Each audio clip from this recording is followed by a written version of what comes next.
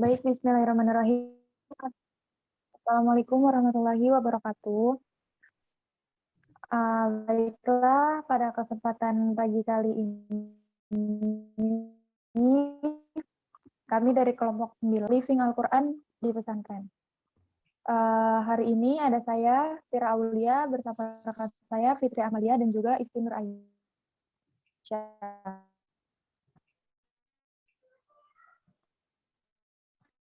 Baik, ke pembahasan yang pertama, kita akan membahas tentang pesantren sesungguhnya merupakan lembaga pendidikan tertua di Indonesia yang secara nyata telah melahirkan banyak ulama.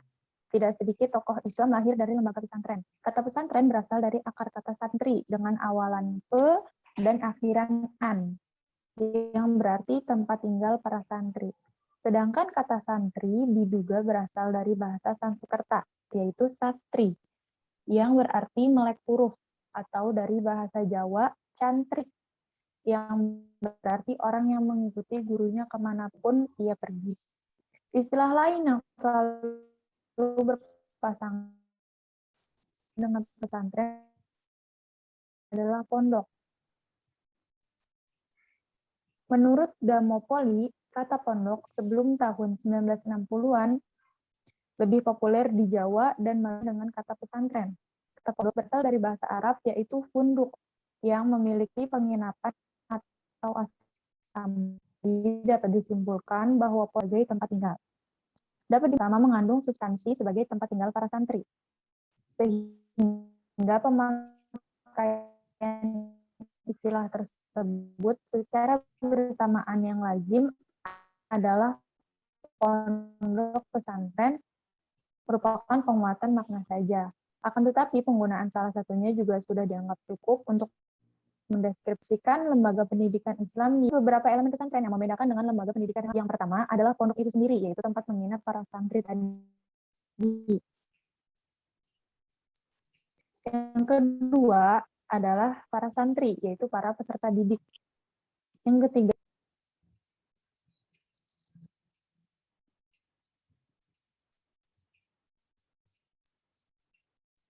Terkeluar sepertinya Firaulia. ya, udah masuk lagi. Oke, lanjut lagi ya. Nah,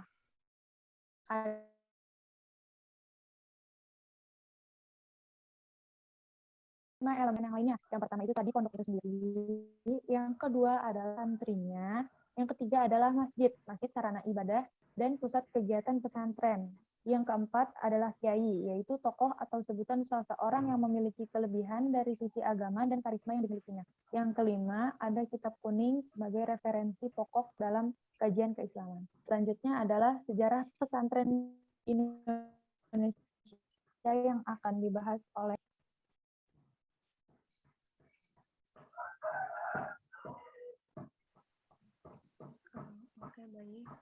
Selanjutnya adalah sejarah pesantren. Dalam catatan sejarah, berdirinya pondok pesantren bermula dari seorang kiai yang menetap bermukim di suatu tempat. Nah, kemudian datanglah seorang santri yang ingin belajar kepada kiai tersebut yang ikut bermukim di tempat itu pula. Sedangkan biaya pendidikan yang disediakan bersama-sama oleh para santri dengan dukungan masyarakat di sekitarnya. Hal ini memungkinkan kehidupan pesantren bisa berjalan stabil tanpa dipengaruhi oleh gejolak ekonomi di luar. Pondok pesantren dikenal di Indonesia sejak zaman Wali Songo, karena di pondok pesantren adalah salah satu tempat berlangsungnya interaksi antara guru dan murid. Ketika itu Sunan Ampel mendirikan sebuah padepokan di Ampel, Surabaya, dan menjadikan pusat pendidikan di Jawa. Para santri yang berasal dari Pulau Jawa datang untuk menuntut ilmu agama. Bahkan di antara para santri ada yang berasal dari Goa dan Talos, Sulawesi. Dikatakan pesantren Ampel yang didirikan oleh Syekh Maulana Malik Ibrahim merupakan cikal bakal berdirinya pesantren-pesantren di tanah air, sebab para santri setelah menyelesaikan studinya merasa berkewajiban mengamalkan ilmunya di daerah masing-masing. Maka didirikanlah pondok pesantren dengan mengikuti pada apa yang mereka dapatkan di pesantren Ampel. Sejarahnya misalnya pesantren Giri, kemudian yang di Gresik bersama institusi sejenis di Samudra Pasai telah menjadi pusat penyebaran keislaman. Nah, dilihat dari sejarahnya nih, pesantren memiliki usia yang sama tuanya dengan Islam di Indonesia. Syekh Maulana Ma'alik Ibrahim dapat dikatakan sebagai peletak dasar-dasar pendidikan pesantren di Indonesia. Pesantren pada awal berdirinya merupakan media untuk menyebarkan Islam dan karenanya memiliki peran besar dalam perubahan sosial masyarakat Indonesia. Pada tahapan awal pembentukan pesantren, umumnya masjid adalah tempat pusat pendidikan pesantren. Nah, masjid inilah kegiatan pembelajaran berlangsung. Pada perkembangan selanjutnya, pesantren dilengkapi dengan pondok dan tempat tinggal lainnya. Pembangunan fasilitas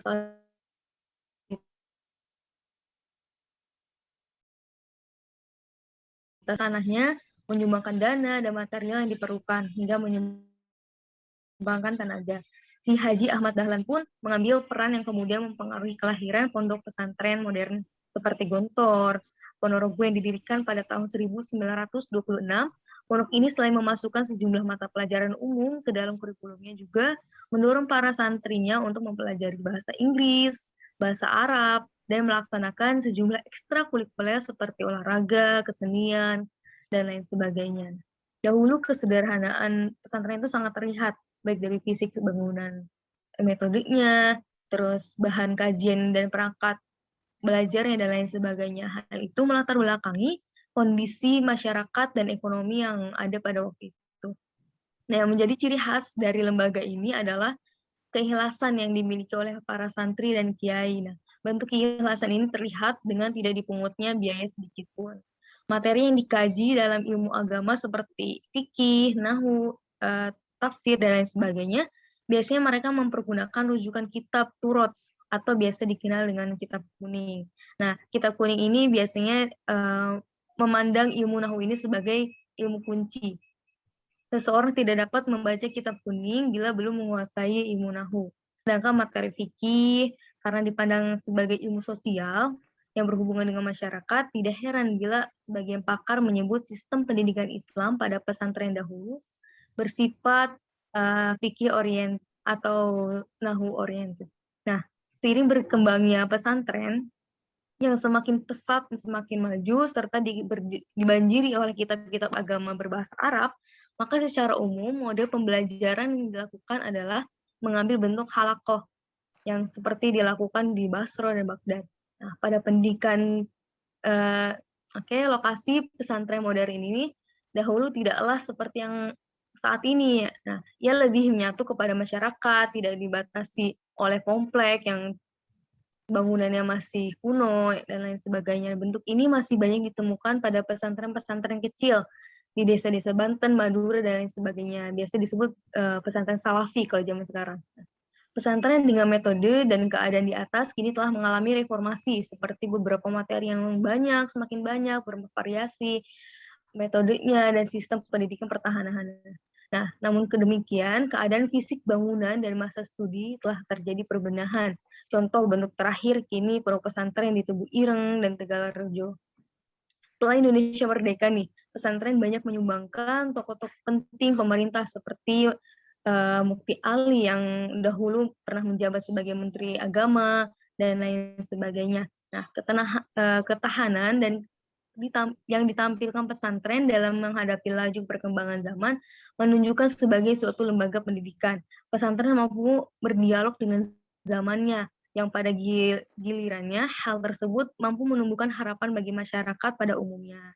Namun menurut Mas Tuhu nih, ada berbeda pendapat bahwa kapan pertama kali berdirinya pesantren, di mana dan siapa pendiri yang mendirikannya tidak dapat diperoleh keterangan yang secara pasti. Sedangkan menurut tim Departemen Agama pada tahun 1984 sampai dengan 1985 diperoleh keterangan bahwa pesantren tertua itu didirikan pada tahun 1062 atas nama pesantren Jan Tempes II di Pamekasan, Madura. Nah, tapi hal ini menurut Mas Tuhu belum dikakui kesahihannya. Kenapa? Karena jika pesantren Jan Tempes II tentunya ada pesantren Jan Tempes I dong ya, yang lebih dahulu didirikan. Nah, dan dalam buku Departemen Agama tersebut juga banyak dicantumkan tanpa tahun pendiriannya, jadi mungkin mereka memiliki usia lebih tua. Nah, pada masa-masa berikutnya nih lembaga pesantren berkembang terus dalam segi jumlah, sistem, materi yang diajarkan. Nah, kemudian, oke, cukup sekian, terima kasih.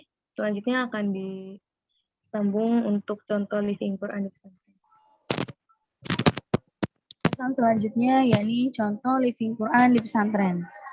Pada kesempatan kali ini, penulis akan memberikan contoh penerapan living Quran pada salah satu pondok pesantren sebagai berikut. Yang kita ambil dari Pondok Pesantren Geria Tahfidz Cakung. Kenapa namanya ada Cakungnya? Karena letak tempatnya itu di Desa Cakung, di Kampung Cakung. Pondok pesantren yang pertama, profil Pondok Pesantren Geria Tahfidz Cakung. Pondok Pesantren Geria Tahfidz Cakung telah berdiri sejak 2019. Sekarang usia menginjak 3 tahun, terletak di Kampung Cakung, Desa Kandawati, Kecamatan Gunung Kaler, Kresek, di daerah Kresek ya, Kabupaten Tangerang. Di bawah pengasuh, yakni biasa kita manggilnya Abah Umar, Abah Kiai Haji Umar Syarifuddin LCSAG. Pondok Pesantren Geria Tahfidz Cakung merupakan pondok pesantren Al-Quran dengan mengedepankan santrinya untuk menghafal Al-Quran dengan mutkin. Pada saat ini santrinya berjumlah kurang lebih 250 santri, putra dan putri dengan jumlah tenaga pengajarnya 22 orang. Fasilitas yang ada yakni ada sekolah, saung halakoh biasanya dipakai untuk halakoh untuk kegiatan setoran hafalan, setoran murojaah, kemudian asrama putra dan putri dan juga kantin. Lanjut, paparan data tradisi yang diselenggarakan di Pondok Pesantren Geria Tahfidz Cakung. Yang pertama adalah tradisi tahfidz Al-Quran di Pondok Pesantren Geria Tahfidz Cakung. Menurut Abdullah Nasih Ulwan, sebagaimana dikutip oleh Abdul Jalil Durham, Al-Quran menurut ahli usul fikih dan ahli bahasa adalah kalam Allah yang mu'jiz, diturunkan kepada Nabi Muhammad SAW, yang ditulis dalam mushaf, dipindah secara mutawatir dan membacanya adalah ibadah. Selain itu, Allah menjanjikan bahwa Al-Quran adalah kitab suci terakhir dan kemurniannya akan selalu terjaga sampai akhir zaman. Oleh sebab tersebut, tidak sedikit orang yang mencoba menghafal Al-Quran. Pondok Pesantren Geria Tahfidz Cakung merupakan pondok pesantren yang berbasis Al-Quran dengan mewajibkan santri-santrinya untuk menghafal Al-Quran. Dengan pencapaian target 3 tahun, dapat menghafal 30 juz. Kegiatan ini dilakukan sebagai kegiatan wajib santri setiap harinya. Jadi santri di sini tuh setiap harinya menghafal. Di samping menghafal juga ada pelajaran diniahnya. Cuma yang paling ditekankan adalah menghafal Al-Qurannya. Sistem setoran hafalannya dibagi menjadi beberapa halakoh. Satu halakoh terdiri dari 10 orang santri yang dipimpin oleh seorang murabi atau murabiyah. Jadi yang mana murabi dan murabiyah ini nanti yang ngurusin anak-anaknya nih. Dari nggak cuma dari hafalannya doang, dari kesehariannya juga, dari kegiatan-kegiatan merekanya. Setiap santri menyetorkan hafalannya atau memurojaahkan hafalannya kepada murabi atau murabiyahnya, murabiyah halakohnya masing-masing. Adapun jadwal kegiatan setoran hafalan sebagai berikut. Ba'da subuh dari pukul 5 pagi sampai pukul 6 pagi, setoran binabor hafalan. Jadi yang mau dihafal di binabor dulu sama murabiyahnya, jadi dibetulin, ditahsin dulu. Yang ba'da zuhur pukul 13.15 sampai 14.45 adalah murojaah hafalan. Murojaah hafalan yang kemarin yang sudah didapat, kemudian dimurojaah di waktu siang. Ba'da isya pukul 19.30 sampai 21.00, ini setoran hafalan wajib yang paginya sudah dibinaborkan, sudah ditahsin sama murabiyahnya.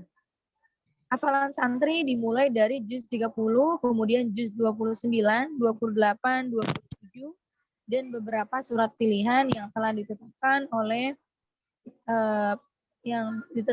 pesantren. Kayak Al-Kahfi, Ad-Dukhan, Al-Mulk, As-Sajadah, kemudian Al-Waqiah dan Ar-Rahman. Setiap santri wajib menyetorkan hafalannya minimal 1 kaca atau 1 halaman setiap harinya. Sedangkan untuk murojaah, minimal paling sedikit menyetorkan hafalannya yang terlalu ini 1/4 juz atau sebanyak 5 halaman. Tradisi yang kedua adalah pembacaan al-makturat dan surat pilihan setiap selesai sholat fardu. Yang kemanfaatan dari al-makturat, Zikir tak lain adalah sarana untuk membangun cinta dengan Allah, mengingat Ia setiap saatnya. Bila ini terjalin, maka lahirlah hamba yang selalu mengingat dan diingat Allah. Yang demikian ini akan menguatkan hati dan menjaga kestabilan jiwa. Allah berfirman, hai orang-orang yang beriman, berzikirlah dengan nama Allah, dengan berzikir yang sebanyak-banyaknya dan bertasbihlah kepadanya di waktu pagi dan petang. Kalimat-kalimat yang diucapkan itulah yang terdapat dalam maksurat, zikir pagi dan petang. Al-Maksurat adalah kumpulan wirid yang disusun oleh Imam Syahid Hasan Al-Banna. Di dalamnya terdiri dari ayat-ayat pilihan dan lafal-lafal dari hadis Rasulullah SAW yang biasa beliau amalkan dalam wiridnya. Kata maksur sendiri artinya yang dituntunkan, ada riwayatnya oleh Rasulullah SAW. Al-Maksurat bisa kita amalkan setiap hari pada pagi dan petang hari. Keutamaan dan manfaat membaca lainnya adalah sebagaimana yang diriwayatkan dari Ibnu Abbas radhiyallahu anhu, berkata Rasulullah SAW bersabda, barang siapa yang mengucapkan ketika pagi hari, Allahumma inni asbahtu minka fi ni'matin, 3 kali ketika pagi hari dan 3 kali ketika sore, Allah menyempurnakan nikmatnya atasnya. Hadis riwayat Ibnu Sauni. Nah, kegiatan ini juga dilakukan di Pondok Pesantren Giriya Tahfidz Cakung pada setiap hari ba'da subuh dan ba'da asar. Pembacaan Al-Maksurat ini dipimpin oleh santri takhasus, yakni santri yang telah menyelesaikan ujian tasbih 5 juz secara mutkin. Kemudian mereka yang memimpin dan dibacakan bersama oleh seluruh santri. Yang ketiga, tradisi kegiatan tasbih Al-Quran di Pondok Pesantren Giriya Tahfidz Cakung. Oh ya, kegiatan pembacaan surat, ini lupa ketulis ya. Jadi kalau pagi itu setelah maksurat disambung pembacaan, sebelum maksurat dibacakan dulu surat Ar-Rahman, kemudian Al-Maksurat, siangnya membaca surat Ad-Dukhan dan As-Sajdah, kemudian ba'da asar membaca surat Al-Waqi'ah, kemudian disambung dengan Al-Maksurat, maghrib pembacaan baca surat Yasin, dan terakhir ba'da isya yakni pembacaan surat Al-Mulk. Yang ketiga, tradisi kegiatan tasmi Al-Quran di Pondok Pesantren Giriya Tahfidz Cakung. Dalam rangka penguatan hafalan santri, upaya yang dilakukan pada pemutinan program tahfidz Al-Quran di Pondok Pesantren Giriya Tahfidz Cakung, yakni dilaksanakannya tasmi atau ujian hafalan Al-Quran santri. Kegiatan ini dibagi menjadi 3 kategori. Yang pertama ada namanya tasmi mingguan yang dilaksanakan setiap malam Ahad. Yang kedua, tasmi bulanan dilaksanakan pada setiap awal bulan. Yang ketiga adalah tasmi 5 juz dilaksanakan 1 tahun 2 kali menjelang liburan semester pada setiap bulan Desember dan bulan Juli. Tasmi mingguan dilaksanakan di halaqah dan disimak oleh murabi atau murabiah masing-masing. Nah, jadi kalau tasmi mingguan ini mereka menyetorkan hafalannya yang sudah dicapai selama 1 minggu. Yang kedua adalah tasmi bulanan, dilaksanakan setiap 1 bulan sekali. Setiap santri maju perorangan dengan membacakan hafalan Al-Qur'annya yang telah dikumpulkan selama 1 bulan dan disimak oleh seluruh santri serta seluruh murabi dan murabiah. Sedangkan tasmi 5 juz dilaksanakan sebagai ujian santri yang telah menyelesaikan 5 juz pertamanya. Ujian tasmi 5 juz rutin dilaksanakan jika santri telah menyelesaikan 5 juz selanjutnya sampai selesai di 30 juz. Penilaian pun berbeda. Pada tasmi 5 juz ini dilaksanakan secara tertutup, hanya ada peserta tasmi dan penguji saja. Kemudian akan diwisuda 5 juz, namun santri yang tidak lulus akan mengulang ujian tasmi selanjutnya. Jadi dia nggak bisa nyetorin hafalan di juz 6, akan tetapi mengulang tasminya yang dari di belakang di 30 dan surat pilihan.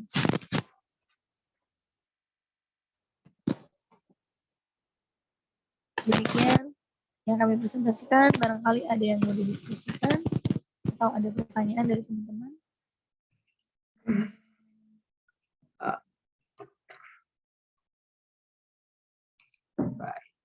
Relatif baru ya Mbak ya, apa pesantrennya baru 3 tahun ya programnya. Ini di pondoknya Mbak Fitri. Iya Pak. Oh. Berarti sebelumnya belum ada skripsi yang membahas tentang pondok tradisi tahfidz di sini ya? Di situ ya? Iya belum. Oh, pantesan belum ada mungkin belum ada teori yang dipakai atau makna-makna yang melekat pada tradisi tersebut yang bisa digali dari informan, mungkin informannya mungkin dari satu arah saja, dari arah Mbak Fitria yang sebagai pelaku alumni atau punyanya sendiri. Punyanya orang, Pak. Saya cuma ngajar doang, Pak, di sini. Oh, maksudnya punya abinya, maksudnya enggak? Enggak, punyanya siapa ya? Jadi saya kira kalau memang baru dan sebelumnya belum ada yang menulis, jadi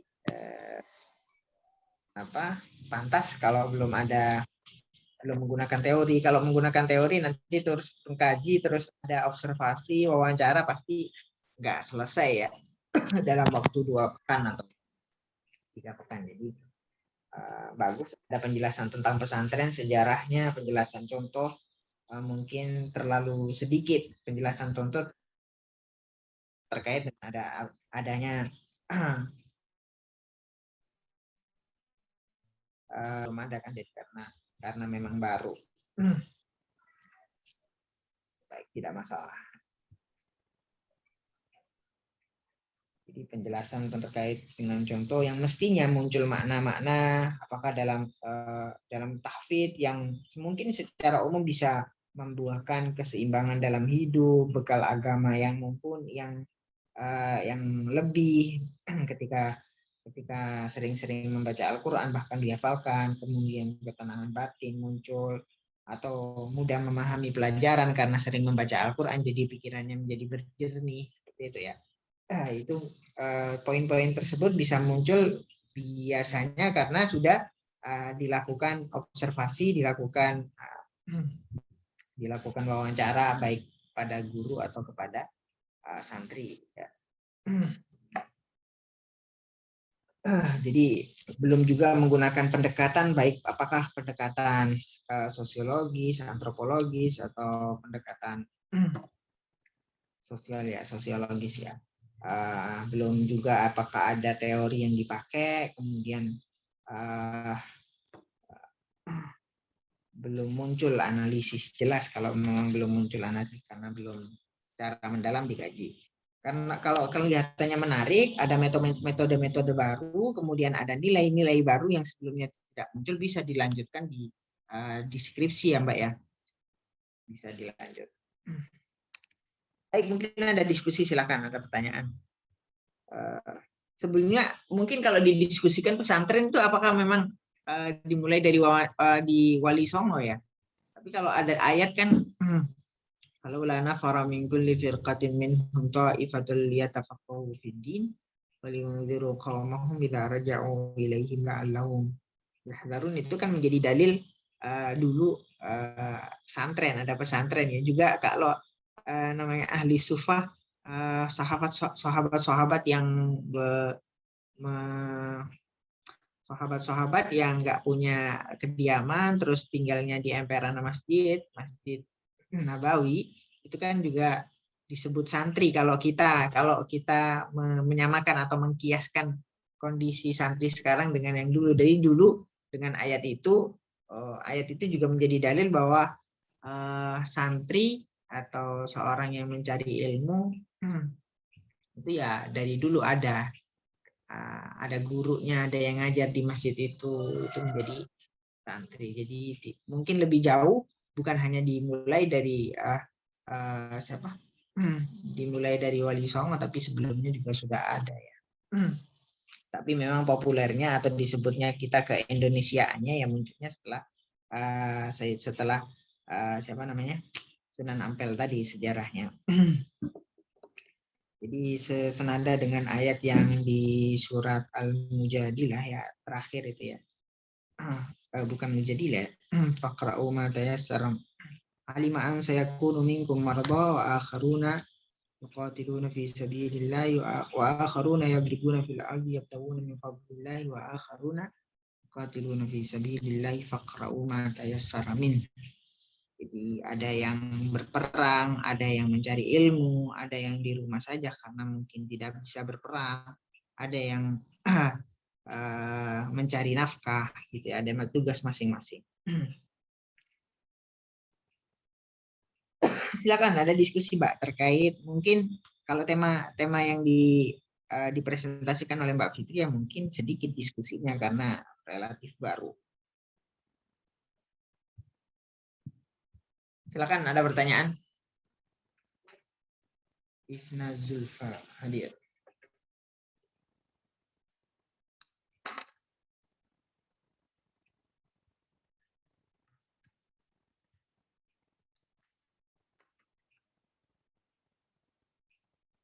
Kalau tidak ada kita persingkat nggak apa-apa Mbak. Saya ada perlu sesuatu. Jadi yang penting catatan saya dan kalau catatan tapi dinilai wajar atau dinetralisir karena memang ini objeknya masih baru ya. Kecuali kalau sudah ada di skripsi, ada di tesis atau ada di jurnal itu mestinya harus muncul yang ini, muncul ada analisis, ada teori, ada hasil, ada makna-makna yang mungkin yang sudah dihasilkan dari wawancara, dari observasi ya. Kalau ini masih baru jadi wajar belum muncul itu tadi. Begitu ya Mbak Fitri ya. Good. Bapak. Terus ini perlu diperbaiki Bapak bagian saya. Ya kalau memang bisa memunculkan itu tadi yang saya sampaikan bagus. Kalau tidak ya diperbaiki mungkin sistematika dan lain-lain. Atau rujukannya mungkin ditambah lagi kalau ada menemukannya. Gitu Mbak ya. Oke ya. Ya, kalau bisa ya diperdalam untuk dijadikan skripsi. Kalau bisa. Baik,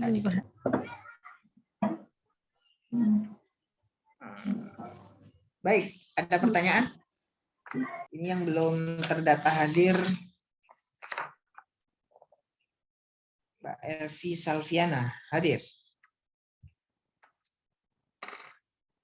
Mbak Elvi Salviana. Fauzia izin ke kamar mandi. Hadir ya Mbak Fauzia ya, hadir. Feni. Mbak Feni Sudikayani.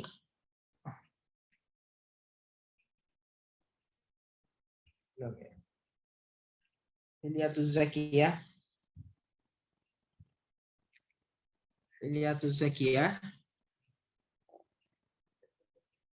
Ines Della Maharani. Hadir Bapak, maaf Bapak tadi dari kamar mandi. Oke. Iza Aya Sofia. Hadir. Lisa Tartila.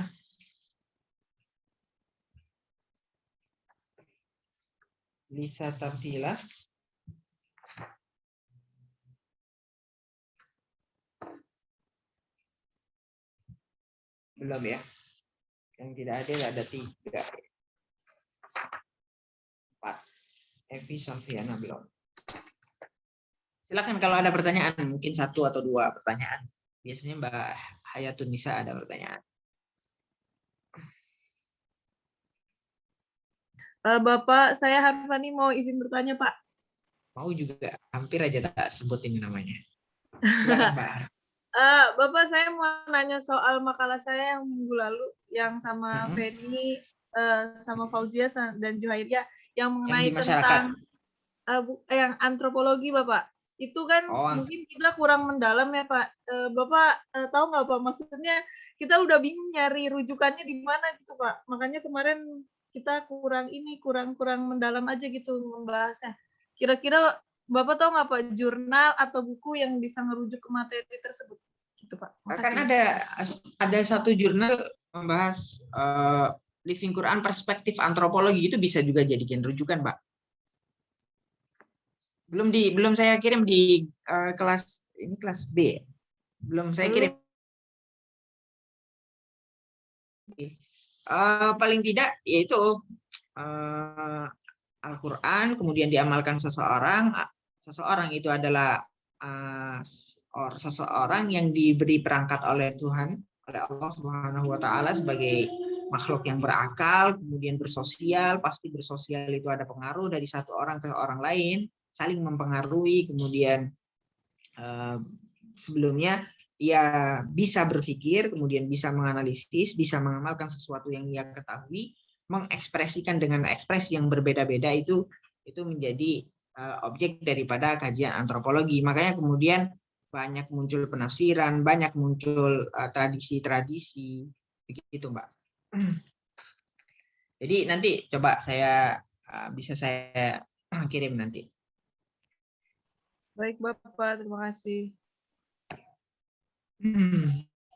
Ada lagi mungkin? Oh.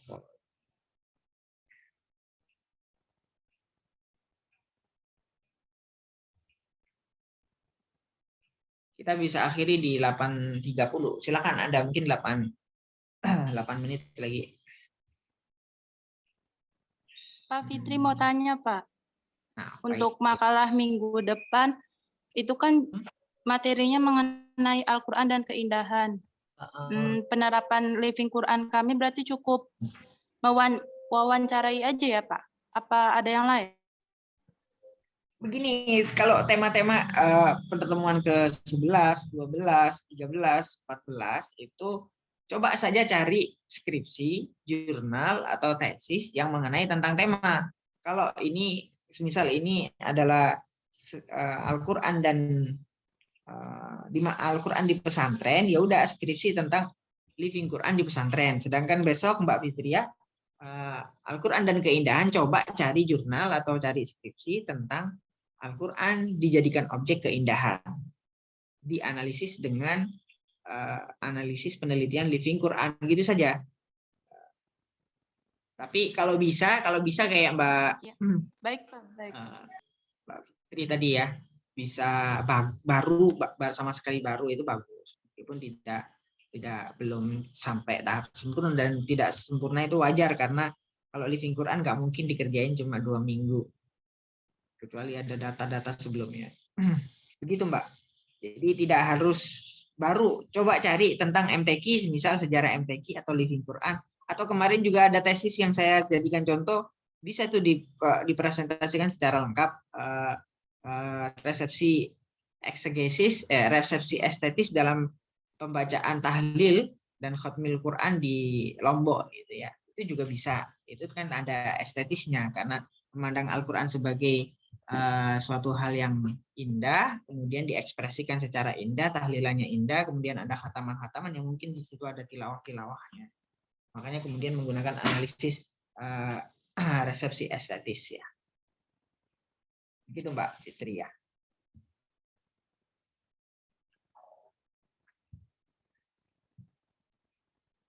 Kemarin mah nyiapinnya cuma kayak dari segi keindahan bahasanya, tulisan dan suara gitu loh Pak. Bahan-bahannya tuh baru nyiapin itu doang. Sama perasaan Bapak waktu awal ngomong harus ada wawancaranya ya?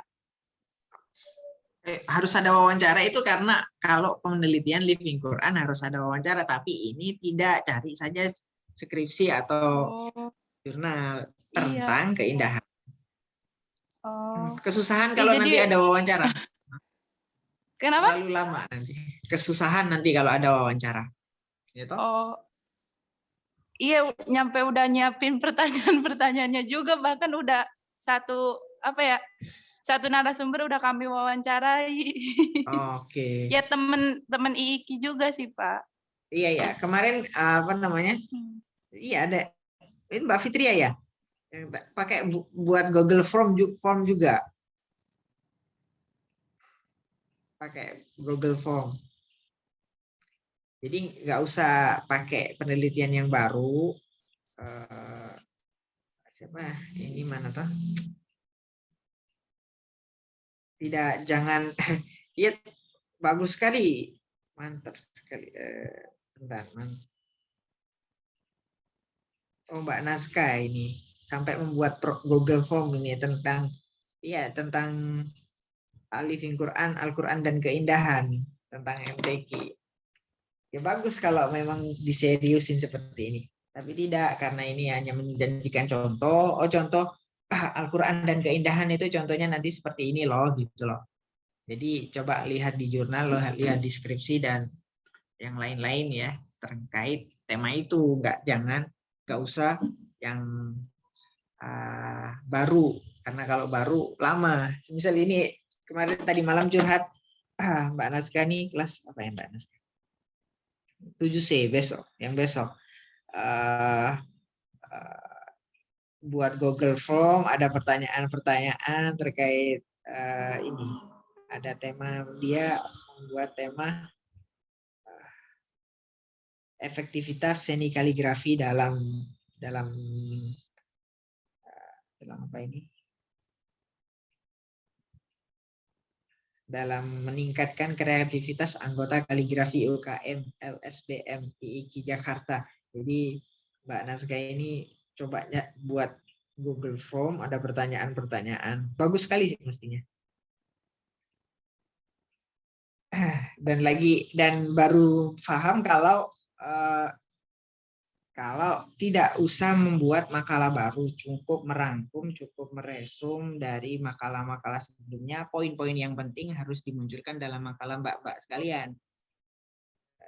Menggunakan teori apa, misal hasilnya apa atau nilainya itu dari pelaku seni atau pelaku Al-Quran, pelaku yang memandang Al-Quran sebagai sebuah hal yang estetis itu bagaimana.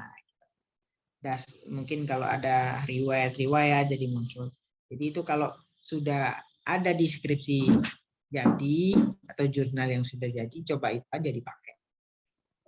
Yang penting paham. Yang penting kita bisa paham. Ya. Gitu Mbak ya. Ya, baik Pak. Terima kasih Pak. Sama-sama. Jangan bingung. Jangan bingung. Iya Pak. Siapa yang diwawancarai? Teman sekelas sendiri. Siapa di sini yang sering tilawah? Mungkin Mbak siapa? Mbak Fatma Mutia. Iya. Sama yang satu laginya dari segi tulisan Pak, kaligrafi itu dari Kaligrafi. jurusan lain. Iya. Kaligrafi bisa juga wawancara ke saya. Meskipun tulisan saya jelek. Ya kalau dulu saya sering kalau waktu masail itu disuruh jadi notulen. Kalau notulen dulu kan harus pakai tulisan tangan. Baik. Ada lagi yang perlu dipertanyakan? Dan waktu 1 menit. 1 minute. Oh, di IKI ada apa namanya tadi? JKH. Kalau di UIN Sunan Kalijaga JKH, Jamiah Qurra wal Hufaz Al-Mizan itu ya. Harus tulisannya bagus-bagus, harus suaranya bagus-bagus. Kalau di IKI pasti banyak. Kalau di UIN Jogja itu malah nyari-nyari yang suaranya bagus.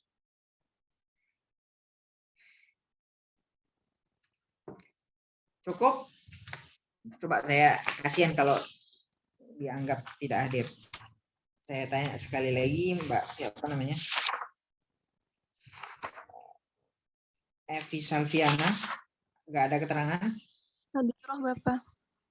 Oh, hadir. Dari mana Mbak? Kok telat? Baru selesai masak kali ini. Atau sholat duha? Feni Sutikayani hadir ini. Hilyatul Zakiyah, Mbak Lisa Tartila. Sisa 2. Baik, saya rasa cukup. Terima kasih Mbak Fitri Amaliah dan mbak-mbak yang lain, Mbak Hayatun Nisa, Mbak Kasma, Mbak Irtuka, Mbak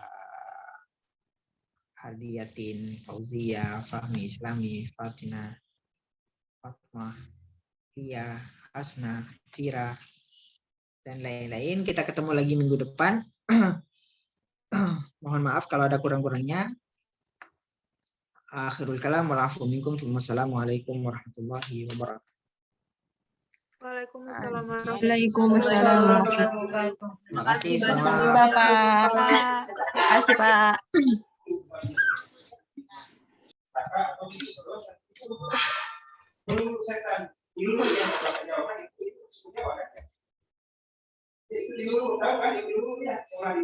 Guys, langsung aja nggak sih biar cepet? Setuju. Langsung. Tapi udah